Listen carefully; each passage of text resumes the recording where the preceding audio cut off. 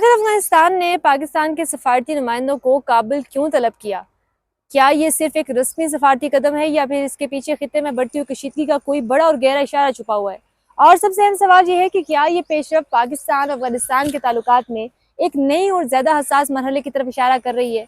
सबसे पहले आपसे गुजारिश है, अगर आप हमारे चैनल पर न्यू हो तो चैनल को सब्सक्राइब कर ले, बेल आइकन दबाएं ताकि तमाम तरह अपडेट जो है वो आपके पास बर वक्त पहुंचती रहे। नाज़रीन, ये वो वक्त है जब खित्ते की सूरत हाल मुसलसल बदलती हुई दिखाई दे रही है। हर नई पेशरफ के साथ सवालात भी मजीद बढ़ते जा रहे हैं।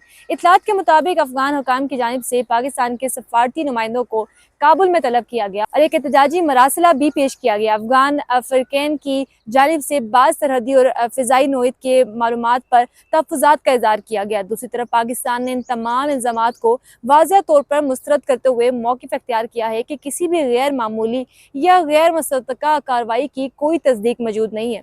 यही वो बुनियादी फ़र्क है जो इस मामले को मज़ीद हसास बना रहा है। और क्योंकि एक ही वाक़ये के हवाले से दो मुख्तलिफ मौक़िफ़ सामने आ रहे हैं और यही सूरत हाल को मज़ीद ख़राब कर रही है, मज़ीद पेचीदा बना रहा है। एक तरफ ख़दशात और तहफ़्फ़ुज़ात है, दूसरी तरफ तरदीद और वज़ाहत है, और इन्हीं दोनों बयानियों के दरमियान हम देख रहे हैं कि एतमाद की फ़िज़ा जो है वो मुतासिर होते हुए दिखाई दे रही है।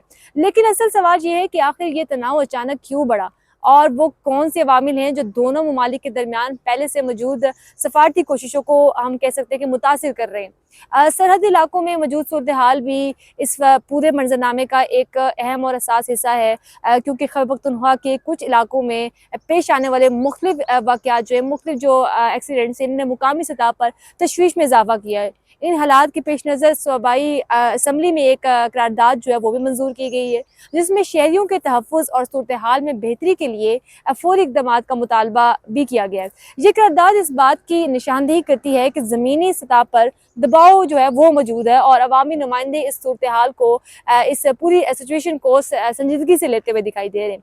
साथ ही सूबाई हुकूमत ने कबायली अमादीन और जो मुकामी नुमाइंदों के साथ मुशावरत का आगाज़ किया ताकि ज़मीनी हक़ाइक़ को बेहतर अंदाज में समझा जा सके और आइंदा के लिए एक वाज़िया और मौसर हिकमत अमली जो है वो तैयार की जा सके।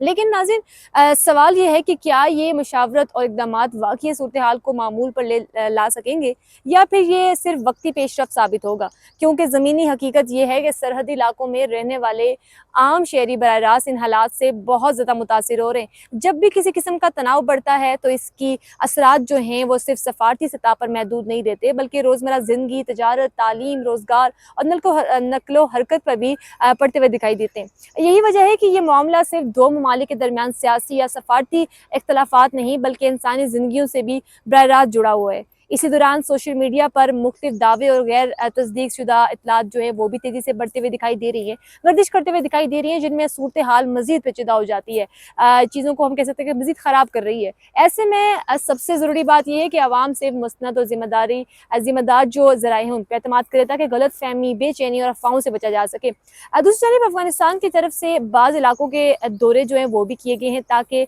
ज़मीनी सूरत हाल का जायज़ा लिया जा सके और मुतासरा अफराद के जो मसाइल हैं उनको बराह रास्त समझा जा सके। ये इक़दामात इस बात की निशानदेही करते हैं कि सूरत हाल को मुकम्मल तौर पर नज़रअंदाज नहीं किया जा रहा, बल्कि इस पर मुसलसल तवज्जो जो है वो दी जा रही है और मुख्तलिफ सतह पर मालूमात जो है वो इकट्ठी की जा रही है ताकि आइंदा के जो फैसले हैं वो बेहतर अंदाज में किए जा सके। अब यहाँ एक बड़ा और अहम सवाल सामने आता है कि क्या ये तमाम इक़दामात दोनों ममालिक के दरमियान एतमाद को बहाल कर सकेंगे, एतमाद को बहाल करने में मदद दे सकेंगे, या फिर ये कशीदगी आने वाले दिनों में हमें देखने में मज़ीद जो है वक्त लेगी और सूरत हाल मज़ीद पेचीदा होते हुए दिखाई देगी। नाज़रीन, तज्ज़ियाकारों के मुताबिक इस वक्त सबसे अहम जो चीज़ है वह एतमाद की बहाली, मुसलसल राब्ते और सफारती सतह पर बातचीत का तसलसल है। अगर दोनों फ़रक़ैन जो हैं एक दूसरे के मौक़िफ़ को संजीदगी से सुने, तहफ़्फ़ुज़ात को समझें और सफारती चैलेंजेस को फ़ाइल रखें तो सूरत हाल को हम कह सकते हैं कि बेहतरी की तरफ ले जाया जा सकता है। खित्ते में इस्तेहकाम हमेशा इस वक्त मुमकिन होता है जब बातचीत का रास्ता खुला रहे और इख्तलाफ़ात को मुज़ाकरात के ज़रिए हल करने की कोशिशें जो हैं वो किए जाएँ।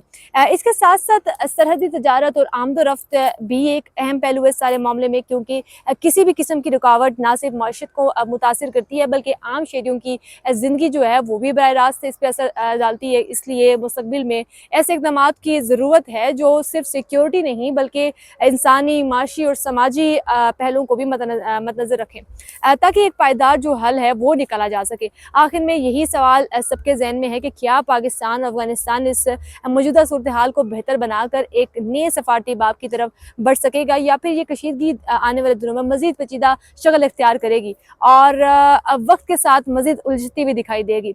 ये आने वाले दिनों में ही वाज़ेह होगा। और अगर आप इस तज्ज़िये से कहते हैं कि आपको इन्फॉर्मेशन मिली है तो वीडियो को लाइक करना ना भूलें, कमेंट सेक्शन में अपनी राय ज़रूर दें, अपने दोस्तों के साथ वीडियो को ज़रूर शेयर करें। और आपके ख्याल में इस सूरत हाल का क्या हल होना चाहिए? मज़ीद ऐसे अहम और मुस्नद अपडेट्स के लिए हमारे चैनल को सब्सक्राइब करना ना भूलें, बेल आइकन दबाएं ताकि तमाम तरह अपडेट जो है वो भी आपके पास बर वक्त पहुँचती रहे। मिलते हैं किसी अगले व्लॉग में, तब तक के लिए दें मुझे इजाज़त। अल्लाह हाफ़िज़।